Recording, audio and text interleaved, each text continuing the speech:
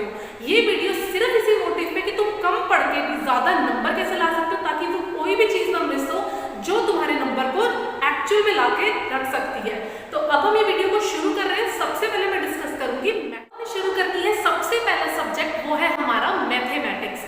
Maths को तुम अब किस तरीके से पढ़ोगे कि तुम्हारी कम प्रिपरेशन में ही ज्यादा नंबर आ जाए, कि तुम कम से कम अच्छे नंबर स्कोर कर लो, कि तुम्हें भी अपने ऊपर प्राउड और तुम्हारे घर वाले भी तुम पे प्राउड फील कर पाए। तो सबसे पहले मैथमेटिक्स में काफी बच्चे ऐसे होते हैं जिन्हें पहली बार तो मैथ्स पसंद ही नहीं होती। देखो यार, मैथ्स ठीक है, नहीं पसंद है ना, ठीक है, क्या पेपर नहीं देना? मैथ्स का पेपर तो देना पड़ेगा ना। अपने अंदर एक चीज रखो, हमें मैथ्स नहीं पसंद, ठीक है, नहीं पसंद तो नहीं पसंद, अब जबरदस्ती थोड़ी पसंद करवा सकते हैं। बट क्या तुमने मैथ्स का पेपर नहीं देना? देना तो पड़ेगा। फेल होने से अच्छे नंबर ले आओ, थोड़ा पढ़ के ज्यादा नंबर ले आओ, इसी के लिए तो हमने वीडियो बनाई है। सबसे पहले मैथ्स में तुम देखो वेटेज। तुम्हें यहाँ पे एक लिस्ट दिख रही होगी, तुम्हारे सारे चैप्टर्स की वेटेज मैंने यहाँ पे डाल दी है, उसी हिसाब से चैप्टर्स को उठाओ। अब तुमने वेटेज देख ली, उसके बाद तुमने देखना है मोर कैलकुलेशन रिक्वायर्ड चैप्टर्स, कि इनमें से ऐसे कौन से चैप्टर्स है जिनमें भरमार कैलकुलेशन है। पहले हमें उसी चैप्टर को उठाना है और उसी चैप्टर को सॉल्व करना शुरू करना है, क्योंकि देखो जिनमें ज्यादा कैलकुलेशन है वो टाइम भी ज्यादा लेंगे। तो इसीलिए मैं कह रही हूँ, जब जिसमें ज्यादा कैलकुलेशन है वो तो तुमने करना ही करना है चैप्टर। सबसे पहले उस चैप्टर को उठाओ और अब उसकी कैलकुलेशन कैसे करनी है, with in time slots. Time slots के साथ तुमने प्रैक्टिस सेशन बनाने हैं। तो ये आपकी तीन चीजें इकट्ठी चल रही हैं। टाइम स्लॉट के अंदर अंदर आपने वो एक्सरसाइज कंप्लीट करनी है। जैसे मैंने आज चैप्टर उठा लिया सरफेस एरियाज वाला, वो चैप्टर उठा लिया। अब मुझे पता उसमें भाई भर भर के कैलकुलेशन तो आनी ही आनी है, तो मैं क्या करूंगी, मैंने उसकी एक एक्सरसाइज उठाई, ऑफ कोर्स एनसीईआरटी।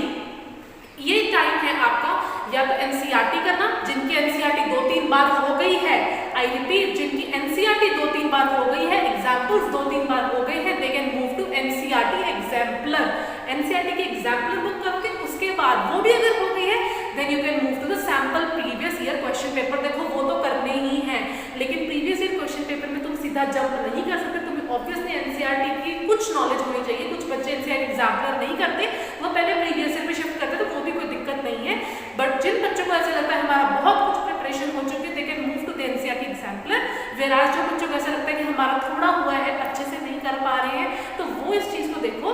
सबसे पहले वेटेज लगा दी, फिर वेटेज देखी कि कैलकुलेशन के हिसाब से कैसे चल रहा है, कैलकुलेशन के हिसाब से वेटेज लगा दी।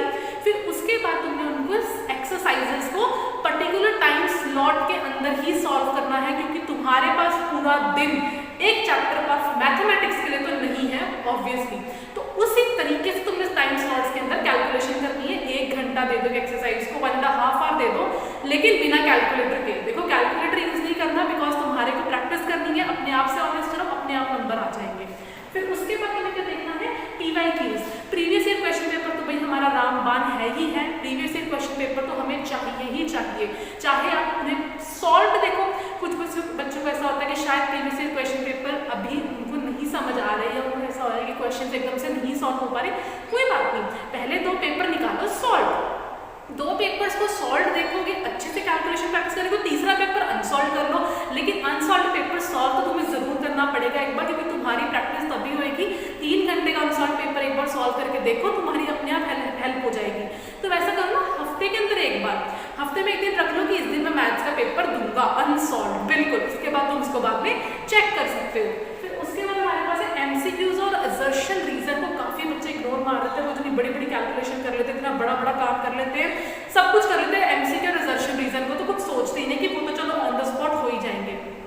एमसीक्यू और असर्शन रीजन मोस्टली तुम कहाँ से प्रैक्टिस कर सकते हो, previous year question paper, that's it. जो सैम्पल पेपर्स है, प्रीवियस ईयर क्वेश्चन पेपर है, कहीं से भी एक्स्ट्रा निकालने की जरूरत नहीं है। बस जो प्रीवियस ईयर क्वेश्चन पेपर्स है, सैम्पल पेपर्स है, उनके एमसीक्यू और असर्शन रीजन को जरूर प्रैक्टिस करना, क्योंकि कुछ क्वेश्चंस जो हैं वो वैसे ही आ जाते हैं, बस उनकी नंबरिंग चेंज हो जाती है। तो इनको तो बिल्कुल भी मत भूलना किसी भी सब्जेक्ट में। फिर उसके बाद हमारे पास आते हैं डाउट्स। अब हमने मैथ्स पढ़ी है तो डाउट्स तो आएंगे ही आएंगे। उन डाउट्स को साथ के साथ क्लियर करना है। जैसे मैंने 1 घंटे में एक एक्सरसाइज करी वॉल्यूम्स वाली की, तो उसके बाद में उस 1 घंटे के बाद जो मेरे डाउट्स थे वो मैं साथ क्लियर करूंगी, या तो मैं अपने किसी ट्यूशन टीचर के साथ, किसी टीचर के साथ डाउट्स क्लियर करूंगी, या मैं ऑनलाइन उनके सॉल्यूशंस देख लूंगी। साथ के साथ डाउट्स क्लियर होने चाहिए, बिल्कुल भी बैकलॉग नहीं रखना। फिर उसके बाद आते हैं ऑनलाइन रिसोर्सेज। ऑनलाइन रिसोर्सेज उन बच्चों के लिए जिनको ऐसा लगता है हमने बहुत कुछ कर लिया, ऑनलाइन रिसोर्सेज में मैं prefer max to max previous year question paper and sample paper में ही जाओ, क्योंकि अभी इतना टाइम नहीं है कि तुम अपने माइंड को एक ही सब्जेक्ट में इतना डाइवर्सिफाई कर दो। ठीक है, कम पढ़ो